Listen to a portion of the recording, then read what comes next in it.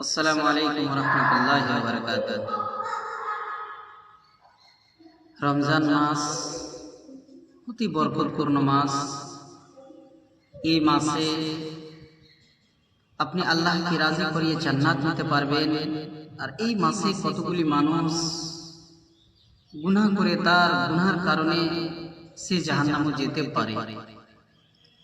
এই মাসে একটি গুরুত্বপূর্ণ ইবাদত রয়েছে, যে ইবাদত আপনি যদি কাসরাতের সাথে বেশি বেশি করে করেন তাহলে আল্লাহ তাবারক ওয়া তাআলা অতি খুশি হবে, ইহা তক যে আপনার শাফাআতের জন্য যথেষ্ট হয়ে যাবে। সে আমলটি কি? সে আমলটি হচ্ছে কি? কোরআন মাজিদ তিলাওয়াত করা, বেশি বেশি করে কোরআন মাজিদ তিলাওয়াত করা। এই জন্য আল্লাহ নবী সাল্লাল্লাহু আলাইহি সাল্লাম বলেছেন, কিয়ামতের দিন এমন একটা সময় হবে,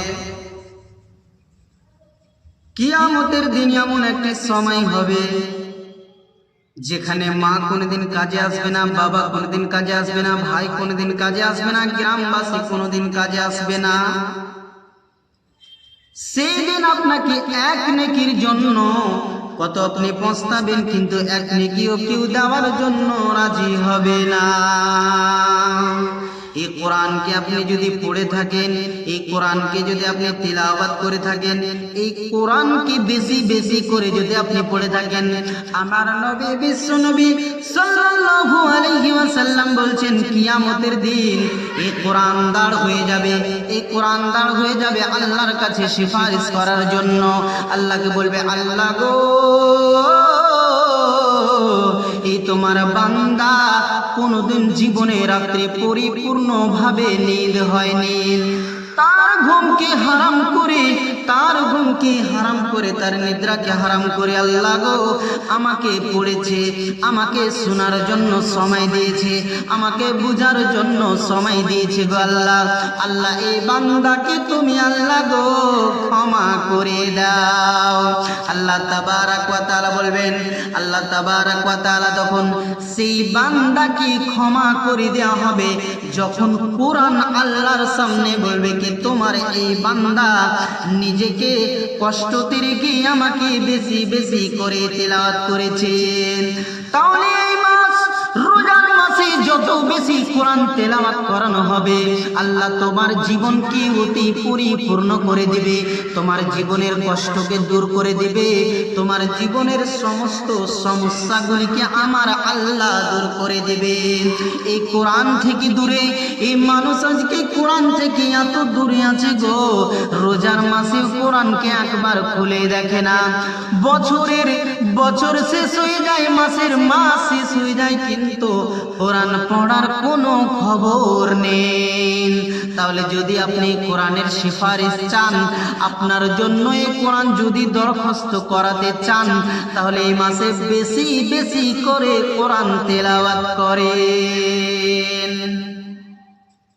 এই কোরআন আপনার জন্য সিফারিশ করবে, আল্লাহকে বলবে, আল্লাহ গো, এই তোমার বান্দা রাত্রের নিদকে হারাম করে, রাত্রের আরামকে হারাম করে আল্লাহ আমাকে বেশি বেশি করে তিলাওয়াত করেছে, আল্লাহ এই বান্দাকে তুমি আল্লাহ আজকে ক্ষমা করে দাও। আল্লাহ সেদিন আপনাকে ক্ষমা করে দেবে।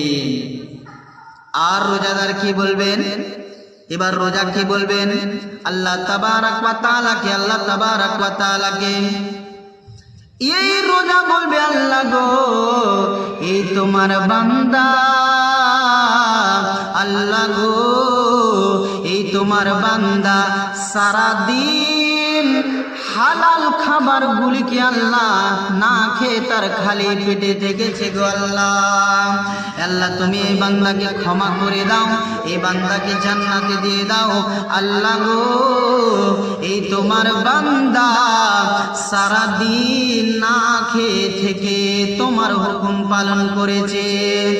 আল্লাহ গো, তার নফসানি খাহিশ, তার যৌন চাহিদাকে আল্লাহ বন্ধ রেখেছিল, আল্লাহ আল্লাহ তোমার হুকুমকে মেনেছে, তোমার নবীর আদেশকে মেনেছে। আল্লাহ এই তোমার বান্দাকে তুমি ক্ষমা করে দাও।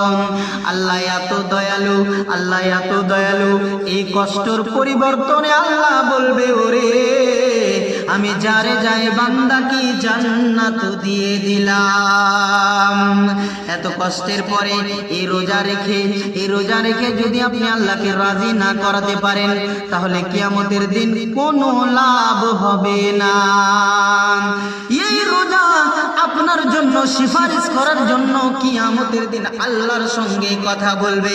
আল্লাহ বলবে, আল্লাহ তুমি ক্ষমা করে দাও। ওরে রোজাদারেরা, তোদের জন্য এত বড় অফার, কিন্তু দুঃখের বিষয় যে আজকে আমরা নিজেকে মুসলমান দাবি করি আর ফরজ রোজা ছেড়ে আমরা রোজা বেরোজা হয়ে থাকি। এই রোজা আপনার জন্য সিফারিশ করবে আল্লাহ তাবারক ওয়া তাআলার সামনে। আপনি করাবেন না? আপনি কি চান না কি আপনি জান্নাতে যাবেন? আপনি কি চান না কিয়ামতের দিন সম্মানিত হয়ে আপনার আপনার ডান হাতে নামে আমল নিয়ে আপনি সম্মানের সাথে জান্নাতে যাবেন? আপনি কি চান না? তাহলে প্রিয় ভাই সকল, এই রোজাকে সুন্দরভাবে রাখতে হবে, যেই মতো আল্লাহ হুকুম দিয়েছেন, যেই মতো আল্লাহ রাসূল বলে দিয়েছেন। এই রোজা রেখে আপনাকে ফরজ সালাত কোনোদিন ছাড়তে হবে না। এই রোজা অবস্থায় আপনাকে বেশি বাজে কথা বলতে হবে না। এই রোজা অবস্থাতে আপনাকে নোংরা কাজ করতে হবে না। এই রোজা অবস্থাতে বিশ্বনবী যতগুলি কাজ আপনাকে বারণ করেছে, এই রোজা অবস্থাতে কোনোদিন আপনি সেই বাজে কাজগুলি করতে পাবেন না। আর যদি আপনি বাজে কাজগুলি করেন, আপনি নামাজও না পড়েন, আপনি গালিগুলোজ করছেন, আপনার রোজার কোনো হিফাজত নেই, আপনার সিয়ামের কোনো যত্ন নেই, তাহলে আল্লাহ রাসূল সাল্লাল্লাহু আলাইহি সাল্লাম বলেছেন, ওই লোকেরা রে, তোমরা তাহলে খালি পেটে কোনোদিন থাকিও না, তোমাদের রোজা রেখে কোনো লাভ হবে না। রোজা রেখে যদি রোজার হিফাজতি না করতে পারলেন, তাহলে সারাটা দিন এত কষ্ট করে স্ত্রী থেকে দূর হয়ে, নিজের বাল বাচ্চা থেকে দূর হয়ে, এত সমস্ত কষ্টগুলি করে কিভাবে আপনি থাকতে পারবেন? তাহলে এই রোজা রেখেই যদি আপনি রোজার হেফাজতে না করতে পারেন, তাহলে কিয়ামতের দিন এই রোজা আপনার জন্য সুপারিশ করবেন না। তার কারণ হচ্ছে একটাই, কি আপনার রোজা দুরুস্ত হয়নি, আপনার রোজা সঠিক হয়নি। তাহলে আল্লাহ তাবারক ওয়া তাআলার কাছে দোয়া করি কি, হে আল্লাহ, এই মাসে আমাদেরকে বেশি বেশি করে কোরআন তিলাওয়াত করার এবং রোজা রেখে রোজার সমস্ত নিয়মগুলি পালন করে রোজার মাসকে কাটার তৌফিক দান করুন। আল্লাহুম্মা আমিন। হে আল্লাহ, আমরা যতদিন বেঁচে থাকবো আল্লাহ, যাতে নেক আমল করে পৃথিবী থেকে বিদায় নিতে পারি, আর যাতে নেক আমল করে পৃথিবী থেকে বিদায় নিতে পারি, আর যতদিন বেঁচে থাকবো আল্লাহ ইসলামের উপরে বেঁচে থাকি, আর খাতমা যাতে ঈমানের উপর হয়। আমিন সুম্মা আমিন। ওয়া আখিরু দাওয়ানা আলহামদুলিল্লাহি রাব্বিল আলামিন। আসসালামু আলাইকুম ওয়া রাহমাতুল্লাহি ওয়া বারাকাতুহু।